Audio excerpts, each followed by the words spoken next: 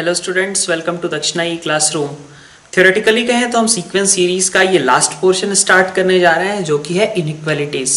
ठीक है, तो इनमें हम मेजरली अगर देखा जाए तो तीन टाइप की इनइक्वालिटीज यहाँ पे सीखेंगे। ठीक है, तो सबसे पहले अपन आइए स्टार्ट करते हैं आज का लेक्चर।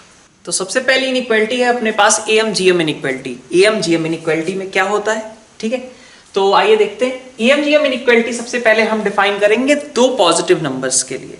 ठीक है, इफ कैसे डिफाइन कर रहे हैं? If A and B are two positive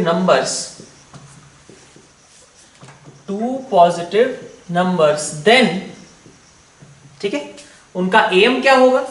M को मान लो मैंने ए बोला तो A will be called A plus B by two, right? ये आपका एम है। ठीक है, देन एम, ठीक है, is considered as A and GM, suppose GM is G and it will be written like under root AB, right? So now if we compare A and G, ठीक है, अगर हम AM and GM को compare करें तो AM GM को compare करने पे आप सोचो कि A और G का डिफरेंस देखें। अगर A minus G positive suppose आ जाता है तो इसका मतलब क्या होगा कि A हमेशा G से बड़ा है होगा। अगर A minus G always negative आ जाता है तो दैट मीन्स कि A हमेशा G से छोटा है। तो आप देखो एक बार कैसा आ रहा है। ए आपका कितना है? ए आपका है A plus B by two. G कितना है आपका? Under root A B. ठीक है, तो A is A plus B by two and G is under root A B. अब आप यहां से देख सकते हो कि ये क्या लिखा हुआ था? A plus B minus two under root A B division में टू। ठीक है, ये टर्म क्या है? ये टर्म आपकी है under root A minus under root B whole square by two. और आप क्या कह सकते हैं यहां से? ये एक्सप्रेशन कैसा होगा? हमेशा ग्रेटर देन और इक्वल टू जीरो भी होगा। और वो इक्वलिटी कब आएगी? इक्वल टू जीरो की सिचुएशन कब आएगी? जब ए और बी दोनों कैसे हो जाए? बराबर हो जाए। ठीक है, तो ये भी देख सकते हैं हम कि A minus G is greater than और equal to zero for two positive numbers. कोई भी दो पॉजिटिव नंबर्स ले लिए जाएं, ठीक है, दो पॉजिटिव कोई से भी नंबर्स ले लिए जाएं तो a minus G will be greater than और इक्वल टू जीरो। ये बात ठीक थी। वेयर इक्वलिटी होल्ड्स, अब ये a इक्वल टू जी की कंडीशन या फिर a minus G equal to zero की कंडीशन कब आएगी? वेयर इक्वलिटी होल्ड्स, क्या बोला आपने कि इक्वलिटी कब आएगी? जब ये दोनों इन्वॉल्व जो नंबर्स हैं हमारे वो बराबर हो। When a and b are equal. ठीक है, तो अगर ये दोनों नंबर्स बराबर हैं तो इसका मतलब a इक्वल टू जी होगा, या फिर आप कह सकते हो a माइनस जी आपका कितना आएगा? जीरो के इक्वल आएगा। ठीक है, तो ये आपकी एम जीएम के बीच का कंपैरिजन रहा कि for any two positive numbers a is greater than और equal to g, where equality holds when a and b are equal. ठीक है, अब सेम यही स्टेटमेंट आप n टर्म्स के लिए बोल सकते हो। खैर उस n टर्म्स के लिए बाद में करेंगे, अभी अपन दो ही टर्म्स के बारे में एक आध चीजें और भी देख लेते हैं। अगर आप सोचो a और g आपने डिफाइन किया, अगर आप यहीं पे एक और टर्म डिफाइन कर लो hm अपना, है ना, hm जिसको आप h बोल सकते हो, और उसको आप रिप्रेजेंट करोगे क्या? hm क्या होगा? 2ab upon a plus b। a और b का hm क्या होगा? 2ab upon a plus b। अब जरा इसको कंपेयर करो, तो अब इसको हम देखते हैं। g और h का कंपैरिजन देखो। ठीक है, g माइनस h, तो g आपका कितना है? अंडर रूट ए बी है, माइनस h कितना है? 2ab upon a plus B है। अब आप यहां से देखो अंडर रूट ए बी को अगर मैं कॉमन निकाल लूं तो क्या बच रहा है? आपके पास बच रहा है a plus B minus two under root A B upon a plus B. ठीक है, तो ये आपका क्या लिखा हुआ है? ये लिखा हुआ है under root A B under root A minus under root B whole square division में a प्लस बी। इतनी बात ठीक है। तो g माइनस एच आपका देखिए कैसा आ रहा है? ये क्वांटिटी आपकी पॉजिटिव ओवरऑल, है ना। ये क्वांटिटी चूंकि आप a और b पॉजिटिव नंबर्स ले रहे थे तो ये भी कैसा रहेगा? पॉजिटिव ही रहेगा। और ये क्वांटिटी होल स्क्वायर है तो वो तो ग्रेटर देन और इक्वल टू जीरो हो सकती है। तो यहां से आप क्या बोल सकते हैं कि g माइनस एच आपका कैसा आ रहा था? ये एक्सप्रेशन आपका ओवरऑल ग्रेटर देन और इक्वल टू जीरो है। This whole expression is greater than और इक्वल टू 0, राइट? क्योंकि ए और बी दोनों पॉजिटिव थे तो डिनोमिनेटर पॉजिटिव, ये होल स्क्वायर है तो होल स्क्वायर वाली चीज कैसी होगी? ग्रेटर देन और इक्वल टू 0 ही होगी। और अंडर रूट ए बी, ये भी कैसा होगा? पॉजिटिव ही होगा, या फिर इक्वल टू 0 हो सकता है, ठीक है? लेकिन हम खैर ए और बी पॉजिटिव नंबर्स लिए थे तो इसका मतलब अंडर रूट के अंदर में कोई पॉजिटिव नंबर था, आउटकम भी हमें कोई पॉजिटिव क्वांटिटी मिल गई होगी, ठीक है? तो g माइनस एच आपका कैसा आया? ग्रेटर देन और इक्वल टू 0, ठीक है? For any two positive numbers, for any two positive numbers, ठीक है? अब इक्वालिटी कब होल्ड करेगी? वेयर इक्वालिटी होल्ड्स, इक्वालिटी कहां होल्ड कर रही है वो देख लेते हैं। वेयर इक्वालिटी होल्ड्स, कब इक्वल, ये टर्म 0 कब आएगा? जब under root A minus under root B आपका 0 हो जाए। और वो कब होगा? फिर से वही, when a and b are equal, where equality holds when both numbers are equal, ठीक है? both numbers are equal। तो आपने अभी तक दो टर्म्स के लिए, दो पॉजिटिव नंबर्स के लिए आपने डिफाइन किया। क्या डिफाइन किया? आप इनको क्लब करके, अगर दोनों पार्ट को क्लब करके देखें तो क्या बोल सकते हैं कि a is always greater than और equal to g and g is always greater than और इक्वल टू h। am आपका gm से हमेशा बड़ा है, gm आपका hm से हमेशा बड़ा है या फिर बराबर है, ठीक है? तो for any two positive numbers am is greater than or equal to gm and that is greater than or equal to hm, right? Equality चाहे यहां की हो चाहे यहां की हो, कब एग्जिस्ट करेगी? जबकि हमारे इन्वॉल्व दोनों नंबर्स इक्वल हो। तो आगे हमने ये भी लिख लिया, where equality holds, where equality holds when numbers are same. ये आपका कंप्लीट पॉइंट हो गया। दो कोई भी पॉजिटिव नंबर लो, उनका am ग्रेटर देन और इक्वल टू gm आएगा और gm ग्रेटर देन और इक्वल टू hm आएगा। ये रिलेशन आपको याद रखना है। इक्वल टू कब आएगा?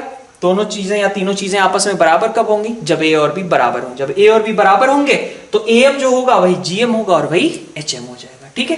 तो ये हमने दो नंबर्स के लिए अभी डिफाइन किया है इस रिलेशन को। तो नेक्स्ट आइए देखते हैं इसी चीज को n टर्म्स के लिए अप्लाई जब करें। तो n टर्म्स के लिए जब हम बात करेंगे, n पॉजिटिव नंबर्स अगर हों तो उनका भी am उनके gm से बड़ा होगा। ये रिलेशन मतलब am ग्रेटर देन और इक्वल टू gm और gm ग्रेटर देन और इक्वल टू hm, ये रिलेशन आपका तब भी होल्ड करेगा, ठीक है? कैसे करेगा वो सब आपको जानने की जरूरत नहीं है, आपको बस इसका एप्लीकेशन समझना है कि आप इसको कब कब कैसे कैसे अप्लाई कर सकते हो और क्या आपको प्रिकॉशंस रखनी चाहिए, ठीक है? तो अपन क्या बोलने जा रहे हैं, इसी चीज को जनरलाइज कर रहे हैं हम। For n positive numbers, for n positive numbers a1 a2 a3, suppose an, these are n positive numbers. If these are n positive numbers, then their am, that is a1 plus a2 plus a3 up to an, है ना? Single arithmetic mean की बात कर रहे हैं तो वो तो एवरेज होगा। gm is g which is a1 into a2 into a3 up to an whole raised to power 1 by n, and hm, that is h, is equal to n upon 1 upon a1 plus 1 upon a2 up to 1 upon n। ये आपको पहले ही बता दिया गया था, ये सारे आपको फॉर्मूले तो पता ही है। तो अगर आपके पास ये n पॉजिटिव नंबर्स थे तो आप बोलोगे कि then their am, that means a is greater than or equal to g and is greater than or equal to h, ठीक है? फिर से बात वही उठती है कि आप इक्वालिटी कब होल्ड कराओगे? तो इक्वालिटी तभी होल्ड कराओगे जब पिछली बार दो नंबर्स लिए थे। तो इक्वालिटी होल्ड करने के लिए उन दो नंबर्स को आपस में बराबर होना रिक्वायर्ड था, और यहां पे भी हम n नंबर्स ले रहे हैं तो उन n नंबर्स को भी आपस में बराबर होना रिक्वायर्ड होगा। तो if we want a equal to g, that means all the involved numbers a1 a2 a3 an are same. If we want gm and hm to be equal, that means all these terms are equal, ठीक है? तो आगे ये भी लिख लीजिए, where equality holds, where equality holds when all the involved numbers are same. ठीक है, that means a1 is equal to a2 is equal to a3 is equal to an. If all these numbers are same, then we can say कि a will be equal to g and that will in turn be equal to h. ठीक है, तो ये आपका AMGM inequality का basic statement हो गया, जो कि हम n पॉजिटिव नंबर्स के लिए डिफाइन कर रहे हैं. ठीक है, तो ओवरऑल अगर इसी को लिखना चाहें तो कैसे लिख सकते हैं आप? a1 plus a2 up to an upon n. This is am is greater than or equal to gm. Gm is a1, a2, a3 up to an whole raised to power 1 by n, and is greater than or equal to hm, and hm is n upon 1 by a1 plus 1 by a2 plus up to 1 by an. This is your correct answer.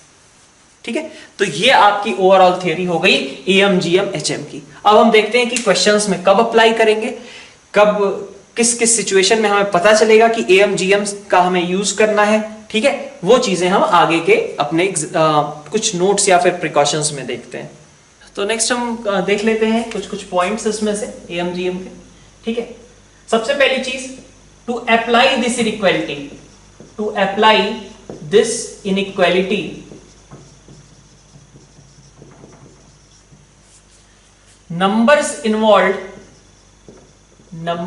involved should be positive. ठीक है, जो भी हम numbers ले रहे हैं, जिन पे भी हम अप्लाई कर रहे हैं, ठीक है, जिन पे भी हम AMGM HM को फाइंड आउट कर रहे हैं, इनइक्वालिटी स्टैब्लिश कर रहे हैं, that is a1 a2 an, वो सारे नंबर्स कैसे होने चाहिए? पॉजिटिव होने चाहिए. जब वो सभी पॉजिटिव होंगे तभी इस थ्योरी का या फिर इस पॉइंट का कोई सिग्निफिकेंस है, और उसी केस में आप इनइक्वालिटी AMGM HM की इनइक्वालिटी यूज कर सकते हो. ठीक है, तो पहला क्लू तो आपको इसके लिए ये मिल गया कि कहीं ना कहीं क्वेश्चन में हाईलाइटेड होगा कि आप जो टर्म्स दिख रही हैं आपको, ठीक है, या टर्म्स जो बनाई जा सकती हैं, वो सारे टर्म्स आपके पॉजिटिव होने चाहिए. सबसे पहला पॉइंट तो यही हो गया. ठीक है, second point, if all numbers that is a1 a2 an है ना, are equal, all numbers are equal. ठीक है, that is a1 is equal to a2 is equal to a3 है ना, टिल सपोज an. ठीक है, सभी a1 a2 a3 सब बराबर है, सब लेमडा के बराबर है. तो इनका जो am होगा या फिर gm होगा या फिर hm होगा, वो सभी आपस में इक्वल होंगे, और वो खुद भी कितना होगा? सपोज लेमडा ही हमारा n टाइम लिखा हुआ है, तो am कितना आएगा भाई? लेमडा ही आएगा ना. तो am gm hm सभी क्या होंगे? लेमडा, या फिर सभी नंबर्स के बराबर ही होंगे. ठीक है, सारे a1 a2 an सब लेमडा ही है, am gm hm भी सब कुछ लेमडा ही है, सब कुछ लेमडा है. ठीक है, ऐसा होगा.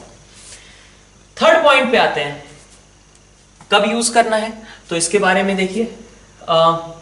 अगर किसी एक्सप्रेशन का हमें कहीं पूछा जाए कि मैक्सिमम या फिर मिनिमम, ये सारी चीजें फाइंड आउट करनी है, तो फिर AMGM HM की इनइक्वालिटी का यूज हो सकता है, वहां पे हो रहा हो. लेकिन ये चीज involve number should be positive, ये सबसे पहली रिस्ट्रिक्शन है, एक तरीके से कह लीजिए. ठीक है, तो नेक्स्ट पॉइंट यही है कि इफ, या फिर ऐसे लिखो, this inequality can be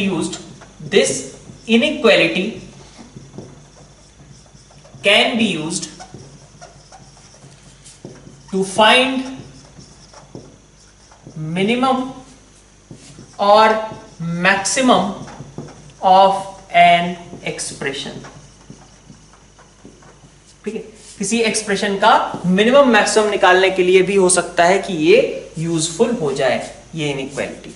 ठीक है, अब इसमें भी देखिए, इसमें भी कुछ चीजें हम ऑब्जर्व कर सकते हैं. क्या ऑब्जर्वेशंस हम यूज कर सकते हैं? जैसे आप देखो, आपको A1 मतलब आपका AM ग्रेटर देन GM होता है ना, AM ग्रेटर देन और इक्वल टू GM होता है. ठीक है, तो सपोज आपने कोई n नंबर्स लिए, A1 A2 A3 up to AN, मान लीजिए ये आपके n नंबर्स थे, तो उनसे AM बनेगा क्या? A1 plus A2 plus A3 up to AN upon n. ठीक है, इज ग्रेटर देन और इक्वल टू, इधर से आपका आएगा a1 a2 a3 an up to an raise to power 1/n, ठीक। तो इन केस gm आपका मतलब product of all these numbers is constant, मान लीजिए ऐसा कुछ भी हो जाए कि प्रोडक्ट पूरा कांस्टेंट हो जाए। अगर प्रोडक्ट पूरा कांस्टेंट हो गया तो ये क्वांटिटी क्या हो गई, मान लीजिए आपके n नंबर्स हैं और सब कुछ आपस में कुछ x था, किसी में x था, मान लीजिए किसी में एक में 3x था, दूसरे में 3x था, ठीक है, एक 3x क्यूब था, दूसरा 3x स्क्वायर था, एक 1x था, मान लीजिए इस तरीके की सिचुएशन है, ठीक है, जहां पे सब कुछ प्रोडक्ट जो है मतलब अलग अलग टर्म्स की बात करें a1 a2 a3 की, ये सब आपके मान लीजिए x के टर्म्स में थे, लेकिन उनका प्रोडक्ट जो था उन सब में कैंसिल आउट हो जा रहा था x। तो ऐसे केस में हो सकता है कि इधर वाली पूरी टर्म आपकी कांस्टेंट बन रही थी, ठीक है, और इधर से आपका आ जाए कि समेशन ओवर ai, ठीक है, इज ग्रेटर देन और इक्वल टू n, तो कांस्टेंट होगा भाई, n नंबर्स पे अप्लाई कर रहे हो तो n तो फिक्स होगा, और इनटू ये वाला कांस्टेंट इधर से आ गया। तो ऐसा कुछ हो सकता है कि एक एडिशन, ये पूरी चीज क्या है, ये पूरी चीज एक एडिशन को ही रिप्रेजेंट कर रही है ना, a1 plus a2 up to an, ये पूरा एडिशन जो है किसी एक कांस्टेंट क्वांटिटी, सपोज c, कुछ भी हो सकता है ना, ये कुछ आया इनटू n, ठीक है, ये पूरा एक एडिशन जो था वो किसी कांस्टेंट क्वांटिटी से बड़ा, ऐसा हो सकता है, ठीक है।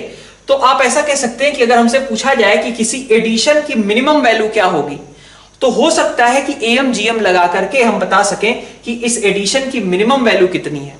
इस एडिशन की मिनिमम वैल्यू इस केस में c जैसी दिख रही है, होगी या नहीं होगी वो बात का डिस्कशन है, आगे हम बढ़ेंगे, लेकिन पहला ऑब्जर्वेशन हमारा ये हुआ कि किसी एडिशन की मिनिमम वैल्यू निकालने के लिए इस am-gm वाली चीज का यूज किया जा सकता है। तो ये पॉइंट भी आप लिख लीजिए कि this inequality can be used to find out minimum value for an addition, for some terms in addition, ठीक है।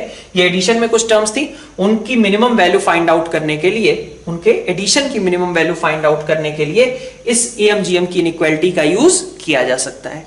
दूसरा पॉइंट यहीं से एक और है, पैरेलली ऐसा भी हो सकता था कि मान लीजिए कि यहां पे आपका सब कुछ सारे x कैंसिल आउट हो गए, ठीक है, सारे x आपके यहां पे कैंसिल आउट हो गए और इधर वाली चीज आपकी कांस्टेंट हो गई, ये आपका वेरिएबल रहा मान लीजिए, ठीक है। तो कैसा होगा, ऐसे केस का मतलब होगा कि आप कह सकोगे कि ये पूरा आपका कांस्टेंट बन गया, ठीक है। जब सपोज ये सब कुछ आपने सॉल्व किया, a1 plus a2 plus an किया, सब कुछ कट पिट करके 5 के बराबर आ गया, 5 बाई मान लीजिए नंबर ऑफ टर्म्स 10 थे, तो 5/10, ठीक है, ये वाला पोर्शन आपका कैसा हो गया, राइट साइड। अब आप ऐसे लिखोगे कि ये जो c था कोई एक c2 मान लीजिए, ये पूरा कांस्टेंट c2 हो गया, विल बी ग्रेटर देन और equal to some product a1 a2 up to an raise to power 1/n। किसी n टर्म्स के प्रोडक्ट का मैक्सिमम वैल्यू अगर निकालना हो, ठीक है, अब मैं 1/n को अगर हटाऊं तो ऐसे लिख सकता हूं ना, c2 की पावर n, ठीक है, इज ग्रेटर देन और equal to a1 a2 an, ऐसा लिख सकता हूं, ठीक है। अभी इसको नंबर्स के टर्म में समझेंगे, आपको ज्यादा चीजें क्लियर हो जाएंगी। अभी आप बस समझिए कि कैसे कैसे यूज कर सकते हैं। तो अभी हमने कहा किसी एडिशन की मिनिमम वैल्यू निकालने के लिए यूज किया जा सकता है। दूसरा सिचुएशन, इन केस आपका इधर का पोर्शन जो है, इस बार क्या किया था आपने, राइट साइड को कांस्टेंट किया था, अगर लेफ्ट साइड आपका कांस्टेंट हो जाए तो आप कह सकते हो कि इस प्रोडक्ट की मैक्सिमम वैल्यू कितनी है, c2 raise to power n है, ठीक है। आप यहां से क्या बोल सकते हो, a1 a2 up to an is less than और equal to c2 raise to power n। तो किसी n टर्म्स के प्रोडक्ट की मैक्सिमम वैल्यू निकालने के लिए भी इसका यूज किया जा सकता है, एडिशन की मिनिमम और प्रोडक्ट की मैक्सिमम। तो नेक्स्ट पॉइंट ये भी मार्क कर लीजिए आप कि this inequality can be used to find out maximum value of a product of some n positive numbers, ठीक है। इस पॉइंट को भी आप नोट डाउन कर दीजिए, ठीक है, जो मैंने अभी बोला है, एडिशन की मिनिमम और प्रोडक्ट की मैक्सिमम वैल्यू फाइंड आउट करने के लिए am-gm इनइक्वालिटी का यूज किया जा सकता है, ठीक। अब कब करेंगे वो हम देखते हैं।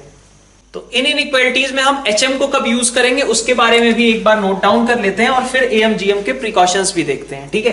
तो hm के बारे में हमें तब यूज करना है जब आपको एक्सप्रेशन में जो टर्म्स कुछ ऐसा प्रूव करना हो जिसमें आपको टर्म्स की रेसिप्रोकल दिखाई दे। अगर आपको टर्म्स की रेसिप्रोकल दिखाई देती है, ऐसे केस में आपको gm-hm या फिर am ग्रेटर देन hm इस इनइक्वालिटी को यूज करना पड़ सकता है। तो नेक्स्ट पॉइंट आपका यही है, hm इज इन्वॉल्व, या फिर इज ना कहो, HM में बी इन्वॉल्व, ठीक है, HM में बी इन्वॉल्व इफ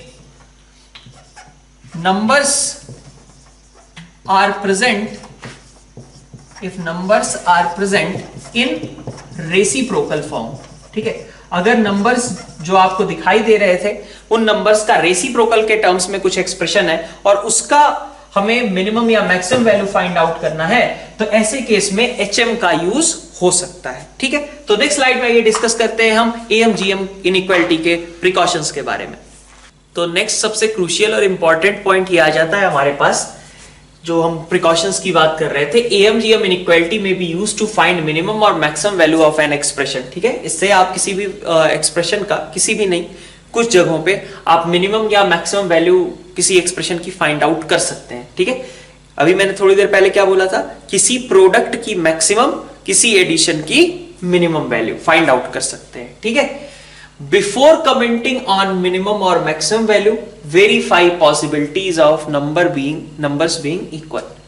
मतलब क्या है कि अगर आप किसी पे कमेंट कर रहे हैं कि ये एक्सप्रेशन आपका AM-GM, आपने इनइक्वालिटी लगाई, आपको लगा कि वहां AM-GM इनइक्वालिटी लग सकती है, आपने अप्लाई की और आपके पास कुछ आ गया कि मिनिमम वैल्यू इतनी आनी चाहिए, ठीक है, कोई दिक्कत नहीं। लेकिन उसके बाद आपको यह भी चेक करना पड़ेगा कि क्या भाई वो मिनिमम वैल्यू किस कंडीशन में आएगी, जब AM इक्वल टू GM, ऐसी सिचुएशन होगी ना। जैसे कि हम बात करें, मान लो एग्जांपल के थ्रू कि fx मान लो कुछ इस तरीके का है, सपोज x² प्लस 9/x², ठीक है। तो x² और 9/x² दोनों पॉजिटिव क्वांटिटीज होंगी। आपको लगा कि AM-GM अप्लाई किया जा सकता है, क्यों लगा? क्योंकि आप एक बार को देख सकते हो कि इनका प्रोडक्ट जो है, दोनों टर्म्स पे अगर मैं AM-GM अप्लाई करता हूं तो दोनों टर्म्स का प्रोडक्ट कैसा आएगा, दोनों टर्म्स का प्रोडक्ट कांस्टेंट आ रहा है, ठीक है। तो एक एडिशन का अगर हमसे कहा जाए कि मिनिमम वैल्यू फाइंड आउट करनी है, ठीक है, fx की मिनिमम वैल्यू फाइंड आउट करनी है, तो मुझे दिखा कि इनका प्रोडक्ट कैसा है, कांस्टेंट है, ठीक है। तो मैंने क्या किया, AM-GM अप्लाई करने का सोचा, x² प्लस 9/x² डिवीजन में 2 विल बी ग्रेटर देन और इक्वल टू GM कितना होगा, 9 की power half, so x² plus 9/x² is greater than और इक्वल टू 6। ये टर्म आपका 6 से बड़ा है, ये चीज आपको यहां से दिखाई दी, ठीक है। लेकिन ऐसा कुछ भी कमेंट करने के पहले आप यहां से क्या बोलना चाहते हो, यहां से आप बोलना चाहते हो कि minimum value of fx is 6, minimum value of fx is 6, आप ये बोलना चाहते हो। तो इसका मतलब है कि आप ये सिचुएशन की बात कर रहे हो when AM is equal to GM। वो भाई मिनिमम वैल्यू इस एक्सप्रेशन की 6 आएगी, दैट मींस कि यहां पे आपकी इक्वालिटी होल्ड कर रही थी एट दैट मोमेंट।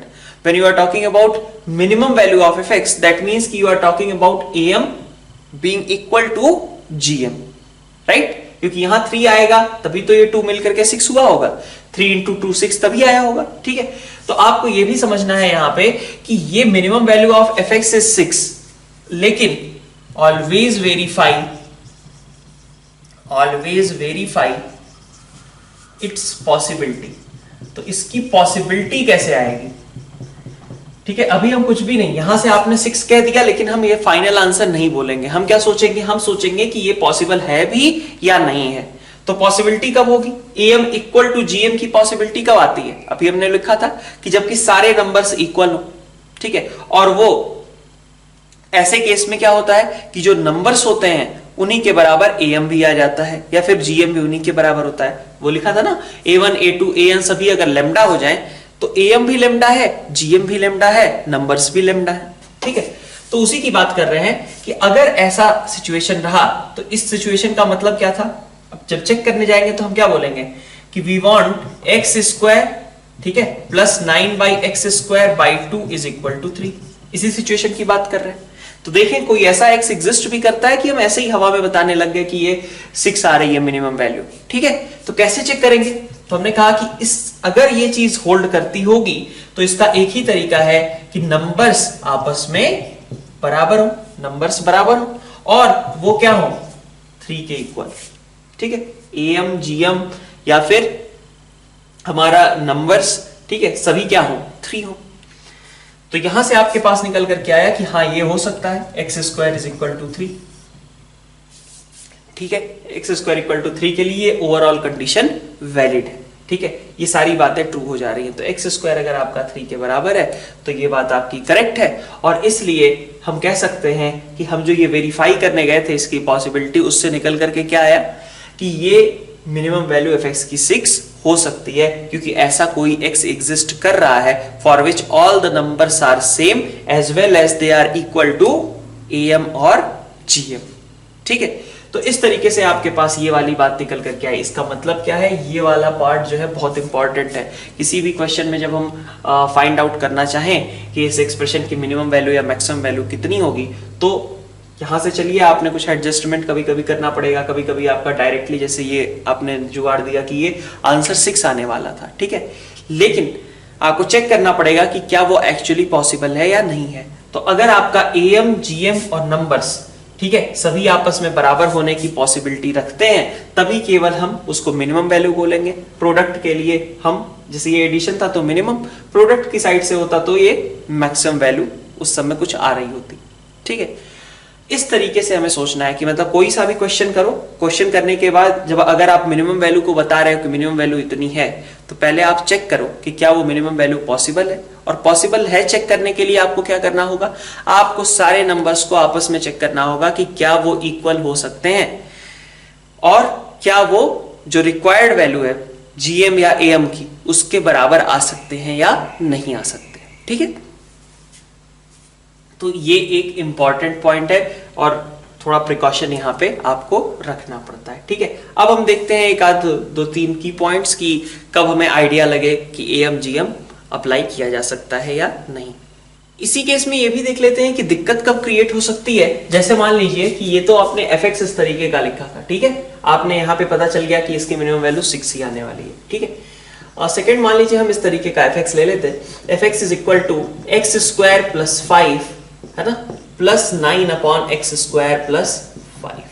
ठीक है, इस पे अगर आप एम जीएम अप्लाई करोगे, ये भी ठीक है ना, जो ये एक नंबर ये है, ये नंबर पॉजिटिव है, दूसरा नंबर ये है, ये भी नंबर पॉजिटिव है, और दोनों का प्रोडक्ट हमें दिखा कि दोनों का प्रोडक्ट जो है कांस्टेंट आ रहा है।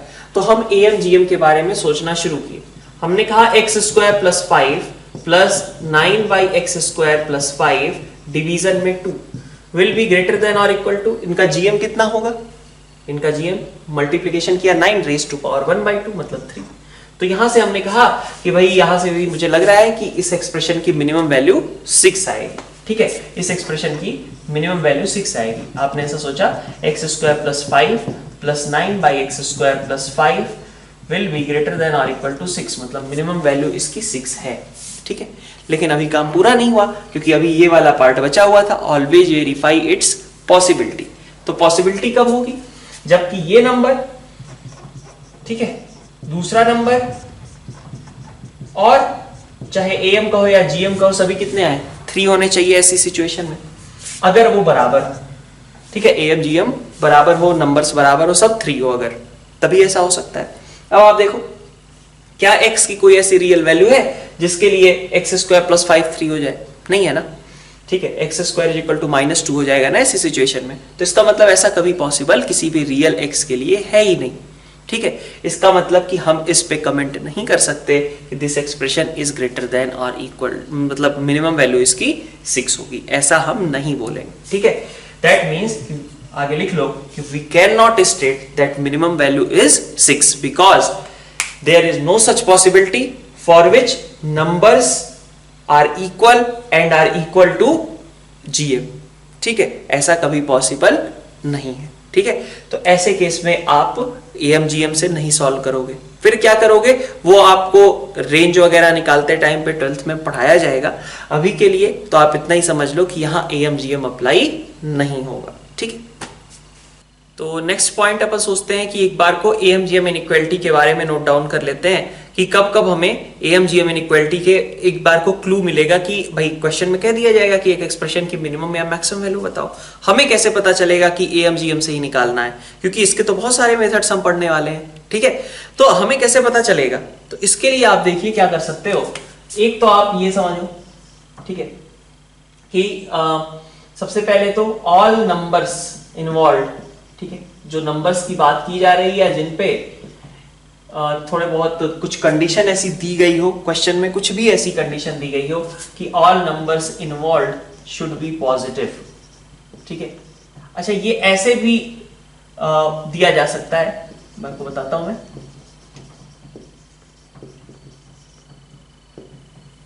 जैसे मान लीजिए ऐसा बोला जा सकता है कि a1 a2 an is greater than और इक्वल टू -2, ठीक है। ये बोल दिया गया a1 a2 an is greater than और इक्वल टू -2, ठीक है।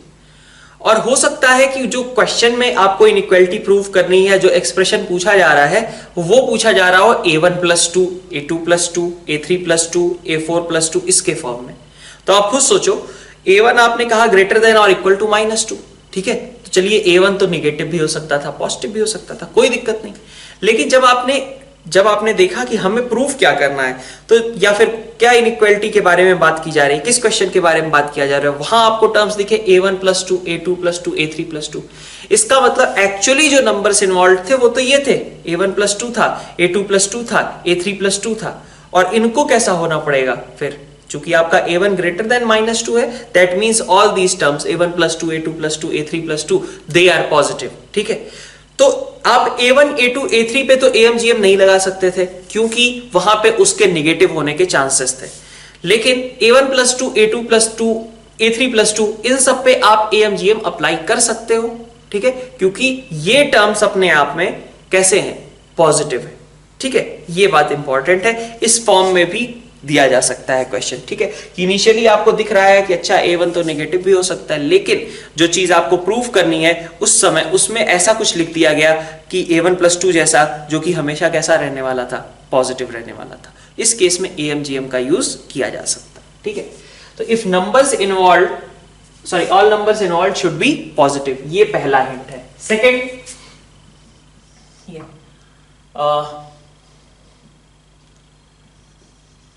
in question,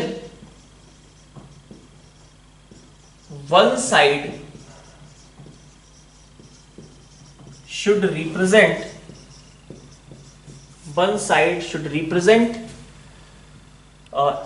addition of numbers,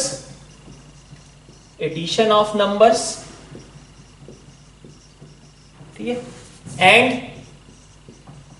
other side represents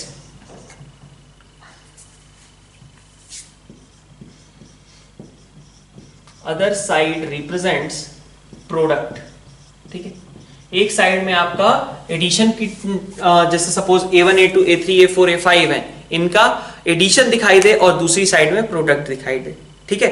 sometimes it may be like कि एक बीच में इनइक्वालिटी का साइन हो, और ये भी हो सकता है कि इक्वालिटी का साइन हो, ठीक है। दोनों ही सिचुएशंस होल्ड कर सकती हैं AMGM की पॉसिबिलिटीज में, ठीक है। AMGM का क्लू दे सकती है, मतलब एक साइड में आपको प्रोडक्ट और दूसरी साइड में अगर एडिशन है, तो फिर हम ऐसे केस में एक बार को AMGM से चेक कर लेंगे कि ऐसा हो रहा है या नहीं हो रहा है। और ऑफ कोर्स जो नंबर्स इन्वॉल्व के बारे में हम सोच रहे हैं वो कैसे होने चाहिए, उस समय भी पॉजिटिव होने चाहिए, ठीक है।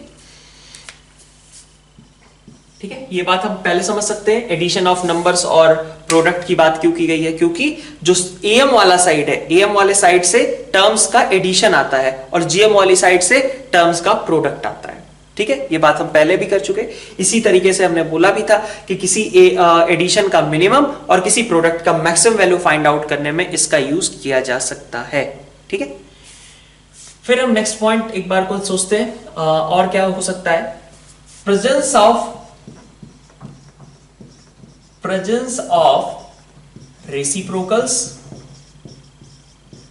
रेसिप्रोकल्स, कांस्टेंट प्रोडक्ट्स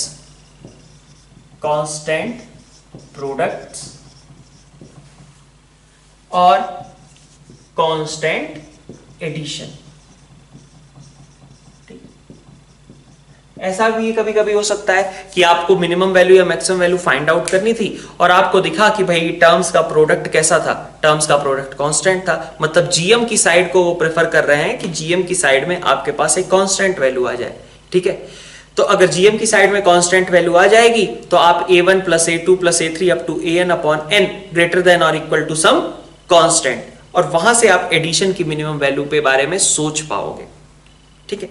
इसी तरीके से हो सकता है कभी कभी कि एडिशन कांस्टेंट हो जाए। अगर एडिशन कांस्टेंट हो जाता है तो आपका लेफ्ट साइड कांस्टेंट हो गया, am ग्रेटर देन gm का लेफ्ट साइड कांस्टेंट हो गया। और फिर हम हो सकता है कि gm जो प्रोडक्ट था, प्रोडक्ट से हम कमेंट कर पाए कि प्रोडक्ट की मैक्सिमम वैल्यू कितनी हो सकती है। ठीक है, प्रोडक्ट की मैक्सिमम वैल्यू कितनी हो सकती है इसके बारे में हम कमेंट कर पाए, क्योंकि आपका अब am वाला साइड कैसा है, कांस्टेंट हो चुका है। ठीक है, क्योंकि एडिशन कैसा था, कांस्टेंट था। तो प्रेजेंस ऑफ रेसिप्रोकल्स, रेसिप्रोकल्स क्यों, क्योंकि रेसिप्रोकल्स रहेंगे तो उनको एडजस्ट करके भी कभी कभी बनाया जा सकता है कि हमारे पास प्रोडक्ट जो है कांस्टेंट हो जाए। कैसे, आइए देखते हैं। जैसे अगर मान लीजिए आपसे कहा जाता है एक्स स्क्वायर प्लस 4/x, इसकी मिनिमम वैल्यू फाइंड आउट करनी है। ठीक है, fx is equal to X square plus 4/x, इसकी मिनिमम वैल्यू फाइंड आउट करनी है where x is greater than 0। मान लीजिए ये दे दिया गया। ठीक है, तो आपको क्या क्लिक किया, सबसे पहले presence of reciprocals and all numbers involved are positive. दो हिंट तो डायरेक्टली हैं। ठीक है, और मिनिमम वैल्यू मैक्सिमम वैल्यू के बारे में पूछ भी रहा है, तो माहौल है पूरा AMGM अप्लाई करने का। तो अब आप क्या करो, अब देखो आप, अगर आप इसको, अब ये पार्ट इंपॉर्टेंट है, थोड़ा ध्यान से देखना। अगर 4/x को आप दो इक्वल पार्ट्स में डिस्ट्रीब्यूट कर दो, अब ये ऐसे मैनिपुलेशंस आपको करने पड़ेंगे, क्योंकि AMGM फिर से ऐसा ही पोर्शन है जिसमें आपको अगर क्वेश्चन सॉल्व करने के लिए, मान लिया मैंने एग्जाम में 4 मिनट्स का टाइम दिया गया है, ठीक है, स्टैंडर्ड पॉइंट ऑफ व्यू से 4 मिनट्स का अगर वो टाइम है, तो 4 मिनट्स में से आपको 3 मिनट 30 सेकंड यही सोचना है कि आप कौन से टर्म्स पे AMGM अप्लाई करें जिससे आपका काम सॉल्व हो जाए। ठीक है, अगर वो AMGM का क्वेश्चन है तो पहली बात ये भी है। ठीक है, अगर वो AMGM का क्वेश्चन है तो आपको 3 मिनट 30 सेकंड यही सोचना है, क्योंकि एक बार अगर आपने सही नंबर्स गेस कर लिए कि किन पे AMGM अप्लाई करूं, तो उसके बाद तो फिर आपको एक एक्सप्रेशन लिखना है। एक ही चीज पता है अपने को, AM will be greater than और इक्वल टू GM, बस इतनी ही चीज पता है।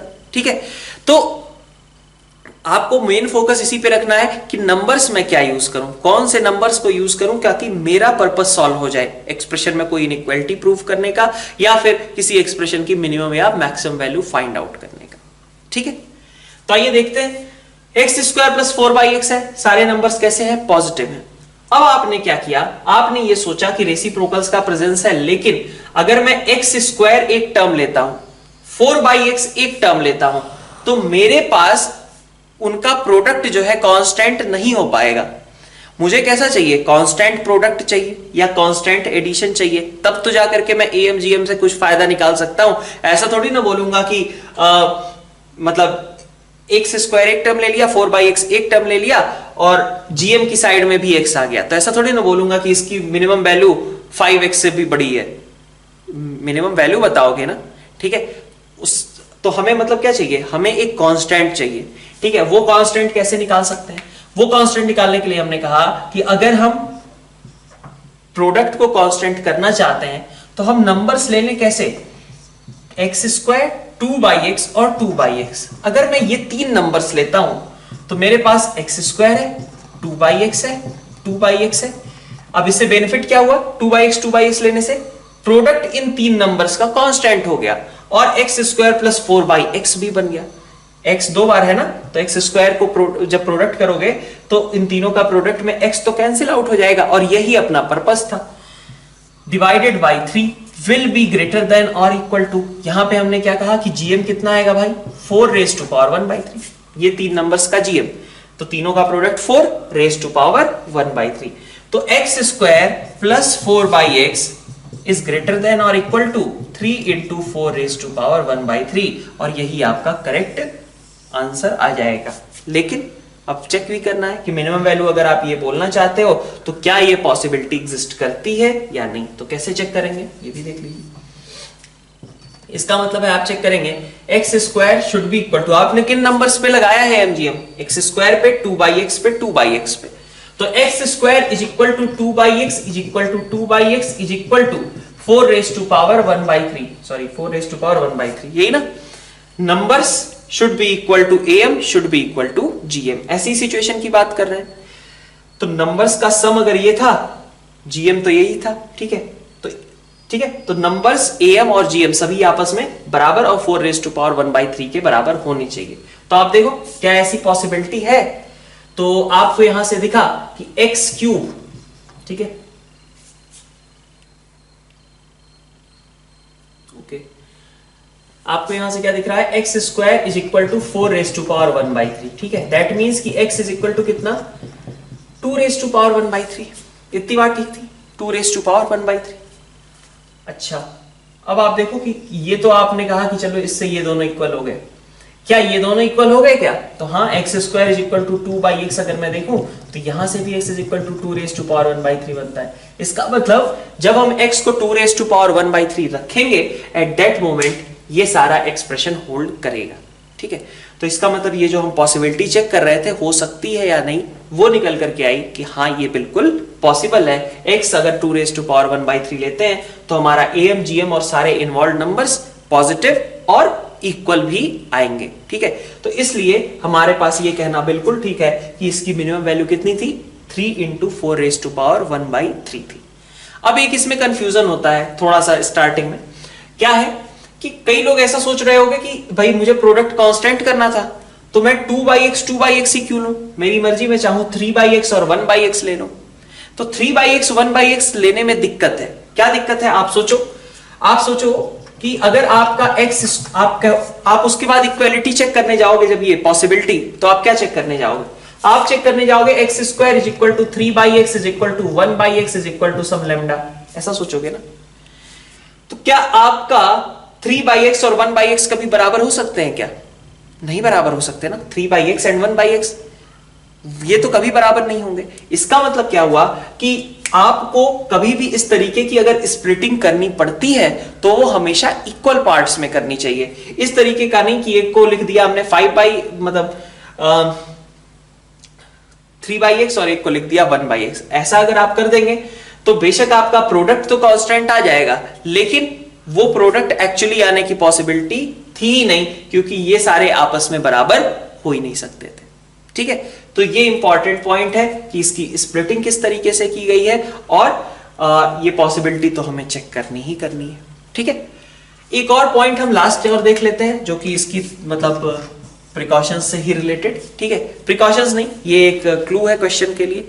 अगर हमें किसी AMGM मतलब अगर हमें किसी जगह पे ऐसा दिखे, भाई नॉर्मली AMGM इनइक्वालिटी में क्या होगा, AMGM इनइक्वालिटी में नॉर्मली ऐसा होगा कि इनइक्वालिटी के एक साइड में आपके पास एडिशन होगा टर्म्स का, और इनइक्वालिटी के एक साइड में आपके पास प्रोडक्ट होगा। AM वाली साइड से एडिशन और GM वाली साइड से आपके पास प्रोडक्ट आएगा इनइक्वालिटी के लिए, ठीक है।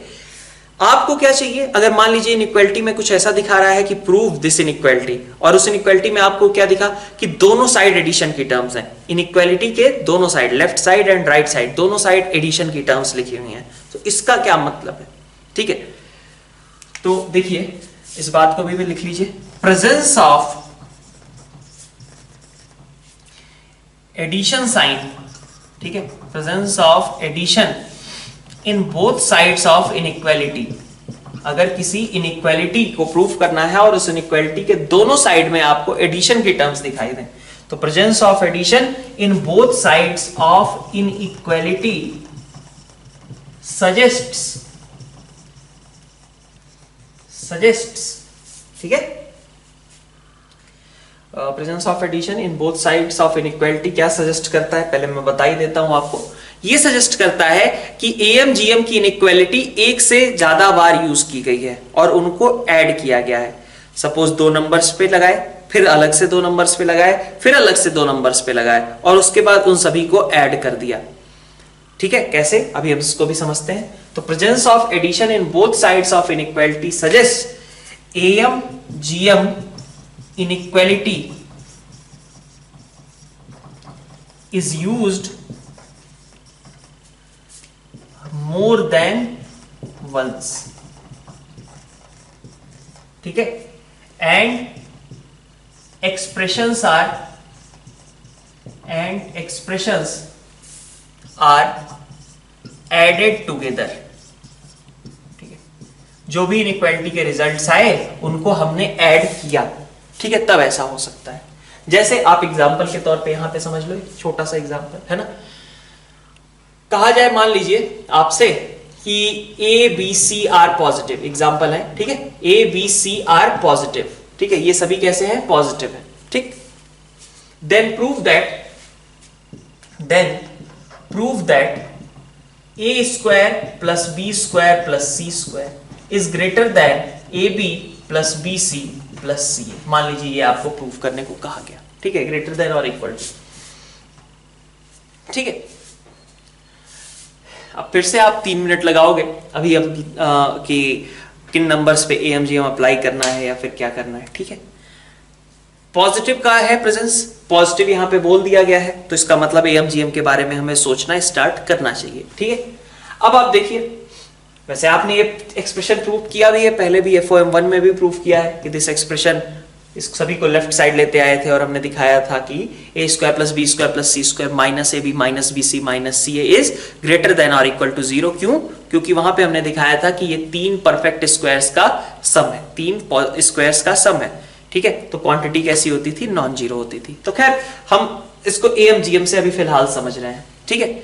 तो हमने कहा कि अगर मुझे क्या दिखा, इधर भी एडिशन है, इधर भी एडिशन है। नॉर्मली तो ऐसा नहीं होना चाहिए, क्योंकि एक साइड अगर एएम की साइड से एडिशन दिख रहा है तो दूसरी साइड जीएम की साइड से आपको प्रोडक्ट दिखना चाहिए था।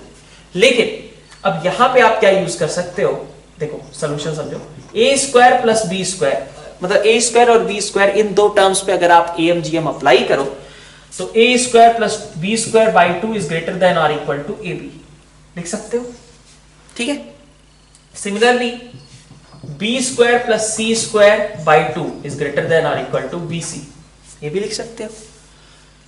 फिर सी स्क्वायर और ए स्क्वायर पे अप्लाई किया, बाई 2 इज ग्रेटर देन और इक्वल टू सी ए, ठीक है। अब ये 3 अलग अलग इनइक्वालिटी लिख गई, और आपको ये तो पता है कि हर एक इनइक्वालिटी का मतलब, चाहे इधर की बात करूं इधर की बात करूं, ये सब पॉजिटिव पॉजिटिव ही चीजें लिखी हुई हैं, ठीक है। एएमजीएम है तो सब कुछ कैसा लिखा होगा? पॉजिटिव ही लिखा होगा, ठीक है। तो अगर अब आप इनको ऐड कर लेते हो, देखो सपोज ये फर्स्ट इनइक्वालिटी, सेकंड, ये थर्ड इनइक्वालिटी, अगर आप इनको ऐड कर लेते हो तो आपको यहां से क्या दिखेगा? आपको यहां से दिखेगा कि A square plus B square plus C square is greater than और equal to A B plus B C plus C A. तो ये पॉइंट इंपॉर्टेंट है आपका कि अगर आपके पास किसी इनइक्वालिटी की दोनों साइड में एडिशन वाली बात लिखी गई है तो इसका मतलब कि एक से ज्यादा बार हमें एएमजीएम इनइक्वालिटी को यूज करना पड़ेगा। तो हमने 3 बार यूज किया है यहाँ एएमजीएम इनइक्वालिटी को, और जो एक्सप्रेशंस वहां से जनरेट हुए हैं उनको हमने ऐड कर लिया है। That has given you a square plus b square plus c square greater than or equal to ab plus bc plus ca, ठीक है। तो ये कुछ इंपॉर्टेंट पॉइंट्स हो गए, एक तरीके से थियरी कह लीजिए, ठीक है, एएमजीएम इनइक्वालिटी से रिलेटेड। अब स्टार्ट करते हैं हम इनसे रिलेटेड क्वेश्चंस। तो हमारे पास ये 3 क्वेश्चंस हैं, एक ही के साथ कह लो कि if abc are positive then prove that first question a by b plus b by c plus c by a is greater than or equal to 3, ठीक है। And similarly we have to prove second and third as well. So starting with first part, आप देखो सबसे पहले हम क्या observe करेंगे, ठीक है। तो इसमें सबसे पहले आप आसानी से समझ सकते हो कि इनका प्रोडक्ट कैसा दिख रहा है, आपको कांस्टेंट दिख रहा है, और इंडिविजुअली सारे टर्म्स कैसे हैं, a by b की बात करूं, b by c या c by a, सभी कैसे हैं? पॉजिटिव है। क्यों पॉजिटिव है? क्योंकि a b c सभी आपके कैसे थे? पॉजिटिव थे, ठीक है। तो a by b by c c by a सारे एक्सप्रेशंस अगर आपके पॉजिटिव हैं तो आप ये बोल सकते हो कि a by b, b by c, c by a whole divided by 3, ये आपका am हो गया, am की साइड हो गई। किस पे आपने लगाया? a by b, b by c, c by a पे लगाया, ठीक है। तो नंबर ऑफ टर्म्स आपके पास 3, ये हो गया am। आपने इसी पे क्यों लगाया? क्योंकि आपको दिख गया कि भाई इनका प्रोडक्ट तो डायरेक्टली कांस्टेंट आ रहा है, ठीक है। तो इनका प्रोडक्ट जो है मतलब जीएम की साइड में अब जाएंगे, जीएम कितना आएगा इन 3 टर्म्स का? तो इन 3 टर्म्स का जीएम आएगा आपका a by b into b by c into c by a, ठीक है। आपको ये चीज नोट डाउन यहां पे करनी है कि हमने इन पे एएमजीएम अप्लाई क्यों किया, ठीक है। ये थॉट प्रोसेस आपको यहां पे लिखना है हर क्वेश्चन के साथ, ठीक। अपने नोट्स में आप इस चीज को राइट डाउन करना कि आपने क्या थॉट प्रोसेस था, जो बातें मैं बोल रहा हूं, ठीक है, वही आपको हेल्प करनी है जब आप फर्स्ट क्वेश्चन इसका देखोगे, ठीक है। तो a by b, b by c, c by a, इन तीनों पे अगर आपने अप्लाई किया एएमजीएम तो आपका एम ये आया। जीएम आपका क्या होगा? Product raise to power 1 by 3। तो यहां से आपके पास आया a by b plus b by c plus c by a greater than और इक्वल टू 3, ठीक है। एक चीज और इंपॉर्टेंट है यहां पे, क्या? ये जो 3 आया है ना, आप मतलब आप इस चीज को एक बार को दिमाग में एक पिक्चर क्लियर कर सकते हो कि ये नंबर ऑफ टर्म्स भी बड़े इंपॉर्टेंट है, क्योंकि इधर जो कांस्टेंट आएगा, ठीक है, इधर जो कांस्टेंट आएगा वो इसी नंबर ऑफ टर्म्स से मल्टीप्लाई होकर के रिजल्ट देगा। ठीक है, क्या कहा जा रहा है, इधर मान लीजिए प्रोडक्ट आपका कांस्टेंट था, इस कांस्टेंट से वो मल्टीप्लाई होने वाला है, तो जो भी रिजल्ट आएगा वो कैसा आएगा, नंबर ऑफ टर्म्स का मल्टीपल आएगा। ये नंबर ऑफ टर्म्स थे ना, और उसके साथ में कुछ प्रोडक्ट। ठीक है, तो ये भी चीज बहुत इंपॉर्टेंट, कई बार यहां से क्लू मिल जाता है कि हमें कितने नंबर्स लेने चाहिए। ठीक है, मतलब जो हमें इनइक्वालिटी प्रूफ करनी है उसको देख के पता लगता है कि हमें कितने नंबर्स लेने चाहिए, तो स्प्लिटिंग किस तरीके से होगी देखेंगे हम उसे भी अपने आगे के एग्जांपल्स में। ठीक है, तो इंपॉर्टेंट क्या है, कुछ चीजों को प्रोडक्ट या एडिशन को कांस्टेंट करना, और उसके अलावा जो रिजल्ट दिया गया है, जो इनइक्वालिटी प्रूफ करनी है, उसमें कई बार ये काफी ज्यादा इंपॉर्टेंट हो जाता है, उसको देख करके ही कई बार हमें आइडिया लग जाता है कि हमें कितने नंबर ऑफ टर्म्स लेने चाहिए थे और उसके अकॉर्डिंग हमें स्प्लिटिंग कैसे रखनी चाहिए। ठीक है, सेकंड पॉइंट पे आते हैं। सेकंड पार्ट आपका क्या है, A cube plus B cube plus C cube. तो इसमें आपको सीधा सीधा दिख रहा होगा कि A cube B cube C cube तीनों ही क्वांटिटीज पॉजिटिव है। So A cube plus B cube plus C cube division में 3, ये आपका एम का पोर्शन हो गया। और जीएम की साइड से क्या आएगा, तो जीएम की साइड से आएगा प्रोडक्ट रेज टू पावर 1/3। ठीक है, तो आपके पास ये बन गया A cube plus B cube plus C cube is greater than और इक्वल टू 3abc। ठीक, अब आते हैं हम थर्ड पॉइंट पे। थर्ड क्वेश्चन क्या कह रहा है, थर्ड क्वेश्चन कह रहा है A plus B plus C into 1/a plus 1/b plus 1/c is greater than और इक्वल टू 9। आपको स्टार्टिंग में बोला था मैंने यहां पे, ठीक है, आप इसको पहले तो खुद से ट्राई कर सकते हो, बाकी आपको स्टार्टिंग में ये बोला गया था क्या, कि अगर कोई नंबर्स के रेसिप्रोकल का प्रेजेंस है तो आपको एक बार क्लू मिलता है किसका, एचएम वाले पार्ट को इंक्लूड करने का। ठीक है, तो भाई इसमें कहीं प्रोडक्ट तो दिखा नहीं, ये एडिशन और ये उसके रेसिप्रोकल्स का एडिशन। ठीक है, तो हम इसको ऐसा बोल सकते हैं ना कि अगर हम एएम की साइड से जाएं, एबीसी की एएम की साइड से, तो ये एक्सप्रेशन जनरेट होगा, एबीसी के एचएम की साइड से जाएं तो उसमें ये एक्सप्रेशन जनरेट होगा। ठीक है, तो am greater than GM greater than HM, इसमें से जीएम वाला पोर्शन हटा दो। ठीक है, am will be greater then HM, बोल सकता हूं मैं कि एएम हमेशा कैसा होगा, एचएम से बड़ा होगा। ठीक है, तो आपको इसलिए जीएम को मैंने हटाया क्योंकि यहां पे जीएम कहीं था ही नहीं, कहीं प्रोडक्ट की चीज थी ही नहीं। ठीक है, तो आप देखिए क्या लिख सकते हो, एबीसी का अगर आप एएम लिखोगे तो that will be A plus B plus C by 3 is greater than और इक्वल टू एचएम। एचएम मतलब एबीसी का एचएम क्या होगा, 3/1/a plus 1/b plus 1/c। अच्छा, यही तो आपको प्रूव भी करना है, ये पॉजिटिव है ये भी पॉजिटिव है, मतलब क्रॉस मल्टीप्लिकेशन हो सकता है ना, यहाँ पे भी सारी चीजें पॉजिटिव लिखी हुई हैं, तो that gives you a plus b plus c into 1/a plus 1/b plus 1/c greater than और इक्वल टू 9। ये बात आपकी यहाँ पे प्रूव हो जाती है। ठीक है, तो am ग्रेटर देन और इक्वल टू hm से इस क्वेश्चन को सॉल्व किया जा सकता था, ऑल्दो am gm से भी आप कर सकते हो। कैसे करोगे, देखो am gm से आप कैसे कर सकते हो, मेथड 2 इसका देखो, मेथड 2 में आप देख सकते हो कि ए बी सी पे अगर आप एम जी एम अप्लाई करते हो तो that will give you a plus B plus C by 3 is greater than और equal to A B C raise to power 1/3। So it is a plus B plus C is greater than और equal to 3abc raise to power 1/3, right. अब देखो आप 1/a plus 1/b 1/c, इन पे अगर आप M G M apply करोगे, ठीक है, ये तो ये बना दी आपने इनइक्वालिटी, और अगर इन पे एमजीएम अप्लाई किया तो क्या बनेगा, 1/abc raise to power 1/3 that gives you 1/a plus 1/b plus 1/c greater than और equal to 3 times 1/abc raise to power 1/3। ये आपका बन गया कि नहीं।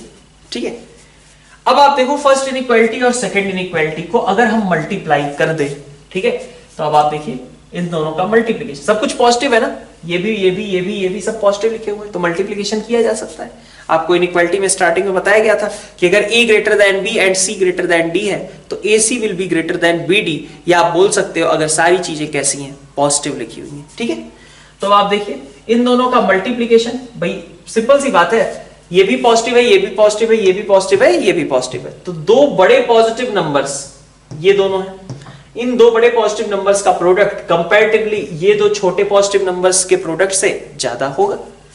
तो आप देखो क्या बोल सकते हो, दोनों का प्रोडक्ट लिया तो a plus B plus C into 1/a plus 1/b plus 1/c। यहां से आप देखो ये सब साफ हो गया, बचा क्या 3 इंटू 3 9।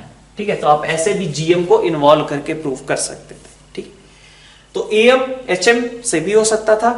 ठीक है, कई बार ऐसा भी हो सकता है एएम एचएम के अलावा एएम जीएम से भी हो जाए, इस तरीके से जैसे हमने यहाँ पे सॉल्व किया है। ठीक है, तो खैर ये तो छोटे छोटे से एग्जांपल्स अभी हमने लिए हैं। ठीक है, आगे इसी को कंटिन्यू करते हैं। तो नेक्स्ट आपके पास फिर से ये 3 क्वेश्चंस हैं। एबीसी आपके पॉजिटिव हैं तो हमें प्रूव करना है फर्स्ट पार्ट में a plus B plus C into A B plus B C plus C A is greater than और इक्वल टू 9abc। ठीक है, तो अब आप इस क्वेश्चन में समझिए सबसे पहले कि अगर आप इधर भी 2 चीजों का प्रोडक्ट है और इधर तो हमारे पास एबीसी का प्रोडक्ट है ये।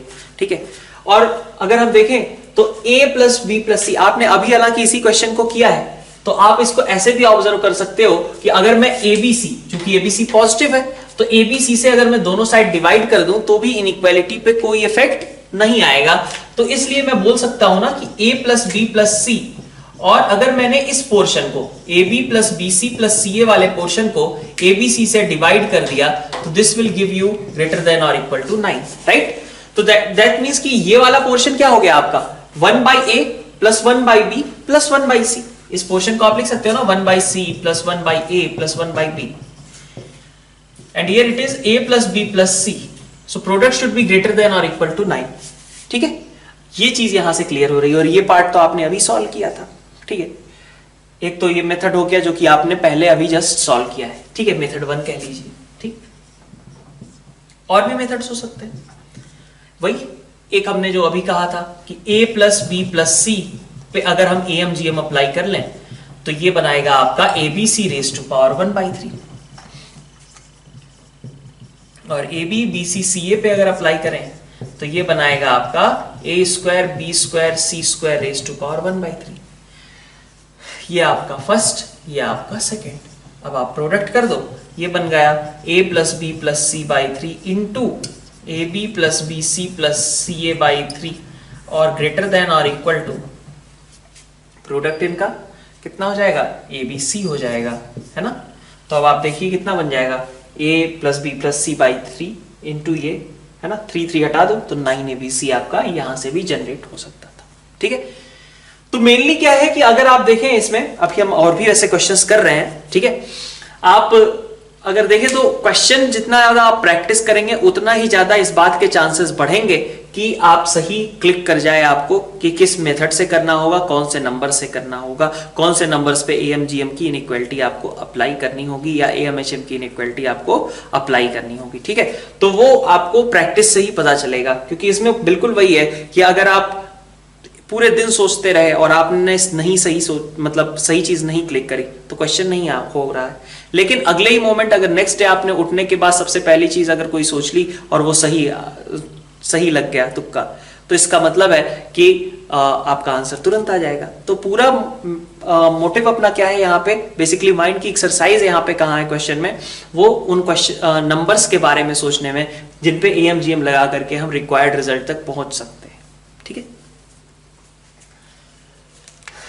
अब देखिए सेकंड पार्ट जो है BC B plus C CA C plus A B A plus B is greater than और इक्वल टू 6abc। तो आप खुद से ट्राई करो सबसे पहले। ठीक है,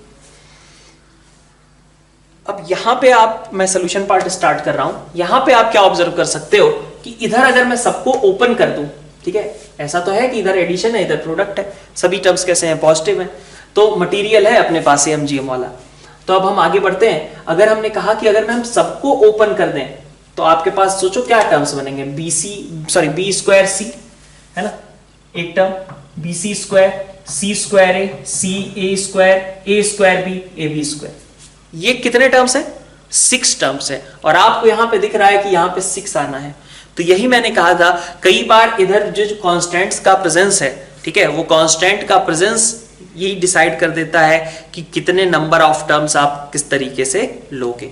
ठीक है, ये भी मैंने कहा था ना कि भाई एएम के नीचे का डिनोमिनेटर, मतलब एएम का डिनोमिनेटर और जीएम की साइड से अगर कोई कांस्टेंट का मल्टीप्लिकेशन हो रहा है तो जो भी हमारे पास इनइक्वालिटी प्रूव करनी है उसका जो हमारे पास कांस्टेंट है ठीक है, वो कई बार हेल्पफुल हो जाता है हमें बताने के लिए कि कौन से टर्म्स पे मैं AMGM अप्लाई करूं। ठीक है, तो अगर आपने यहां पे देखा कि यहां पे 6 है और यहां पे हमारे पास 6 टर्म्स बन सकते हैं अगर हम ओपन करें तो आपने ट्राई किया कि क्या ये सही डायरेक्शन है, तो आपने देखा B square C, B C square, C square A, C A square, A square B, A B square, ये आपके मान लीजिए 6 टर्म्स है। ठीक है, अब इन पे अगर मैंने AMGM अप्लाई करने का सोचा तो मेरे पास नीचे 6 का जुगाड़ तो हो गया। इन नंबर्स पे मैं AMGM लगाने गया। ठीक है, क्यों लगाने गया वो बात इंपॉर्टेंट थी। यहाँ पे 6 का प्रेजेंस था और ओपन करके देखा मैंने, ओपन करने पे भी मुझे पता चल ही रहा है कि 6 टर्म्स ओवरऑल है। ठीक है, तो आपने इस तरीके से AM लिख दिया। इज ग्रेटर देन और इक्वल टू GM, GM का मतलब क्या है, प्रोडक्ट। तो प्रोडक्ट आप करिए, प्रोडक्ट करेंगे तो कितना आ रहा है, यहां से देख लो, यहां से A की पावर कितनी आ रही है आपके पास 6, B raise to power 6, C raise to power 6, raise to power 1/6। इन नंबर्स का GM यही होगा। ठीक है, तो आपके पास ये AM का पोर्शन रहा, ये पोर्शन रहा आपका GM का। अब आप देख सकते हो कि B square C plus B C square plus C square A plus A square C plus A square B plus A B square is greater than और इक्वल टू 6, इधर मल्टीप्लाई 6ABC। आप ऐसे भी सोच सकते थे भाई 6 कहां से आ रहा होगा, 6 AM के डिनोमिनेटर से ही आ रहा होगा ना, और कहीं से तो कोई कांस्टेंट अलग सा आने की तो कोई चांसेस है ही नहीं, क्योंकि बाकी सब तो ABC ABC ABC लिखा हुआ था। ठीक है, तो यहां पे कोई और चांसेस तो है नहीं फिलहाल कांस्टेंट आने के, तो नंबर ऑफ टर्म्स से ही हमारा कांस्टेंट डिसाइड हुआ होगा। ये एक थॉट प्रोसेस हो सकता है, जिस लाइन ऑफ थिंकिंग के अकॉर्डिंग आप सोच करके ये देख सकते हो कि हमारे पास पॉसिबल नंबर्स क्या हैं जिन पे एक्सपेक्ट किया गया है हमसे AMGM अप्लाई करने का। ठीक है, थर्ड देखते हैं। थर्ड में आपके पास अब क्या दिखा, थर्ड में आपको दिख रहा है कि अब आप ये खुद से ट्राई करना, क्या कहा गया है यहाँ पे दोनों साइड एडिशन है। ठीक है, तो आप इसको खुद से ट्राई करो कि किस तरीके से ये एक्सप्रेशन जनरेट किया जा सकता है। ठीक है, तो मैं सोल्यूशन पार्ट कंटिन्यू कर रहा।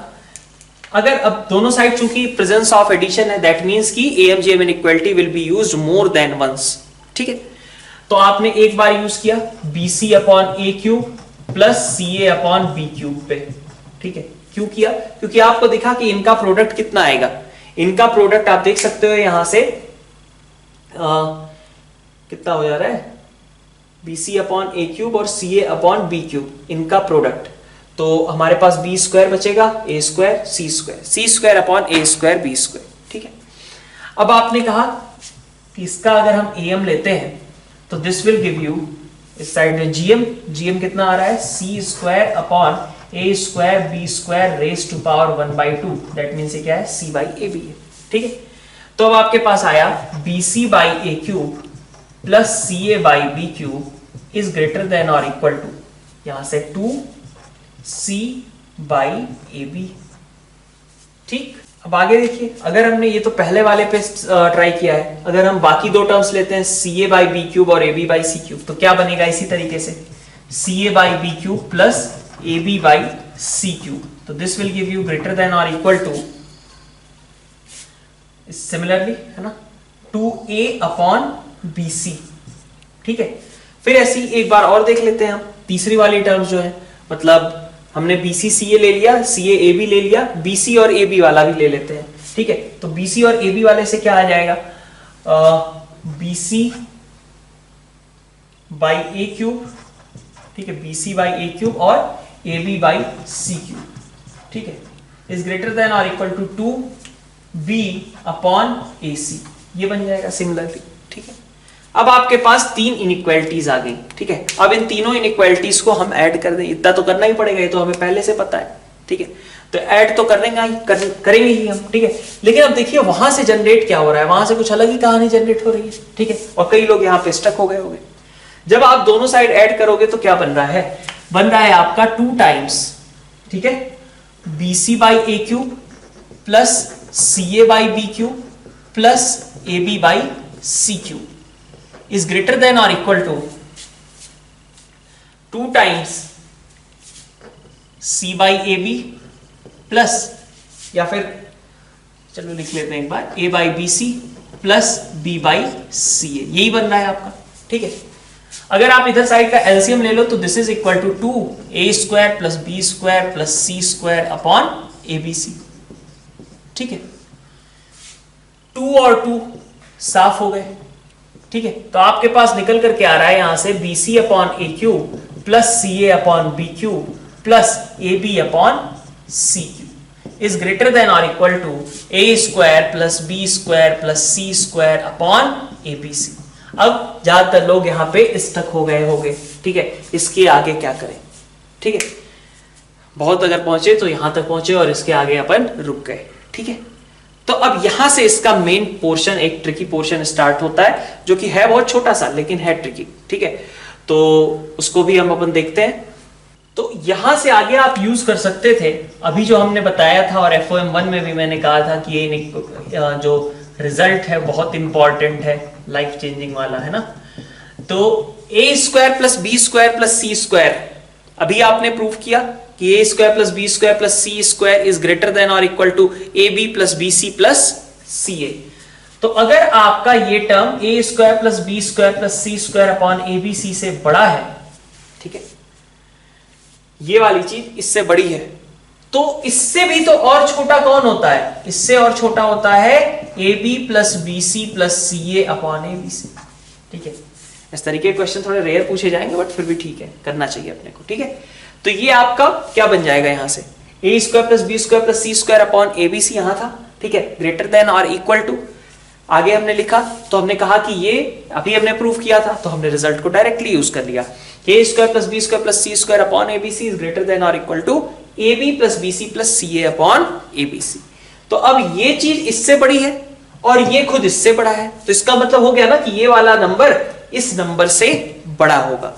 और ये नंबर क्यों ले आए हम? क्योंकि हमें पता था कि इसका जब हम एलसीएम लेते हैं तो हमारे पास यही टर्म जनरेट होती है। ठीक है, तो आपके पास आ गया जो आपको प्रूफ करना था, bc by aq plus ca by bq plus ab by cq। तो अब बीच वाला टर्म हटा दो, अब सीधा इन दोनों के बीच रिलेशन लिख दो।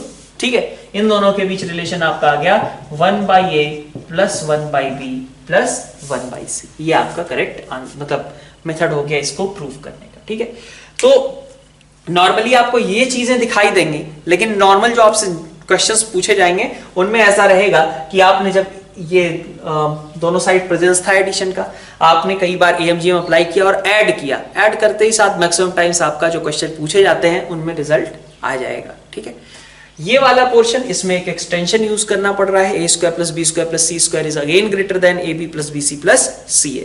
ये वाला पोर्शन नॉर्मली इस तरीके का थोड़ा अपन कम देखते हैं, जो कि हमारे जेई के अकॉर्डिंग यूजफुल हो। तो आज का लेक्चर हमारा यहीं पे एंड होता है। नेक्स्ट लेक्चर में हम फिर से स्टार्ट करेंगे AMGM से रिलेटेड और भी क्वेश्चंस की प्रैक्टिस के साथ। Thank you all.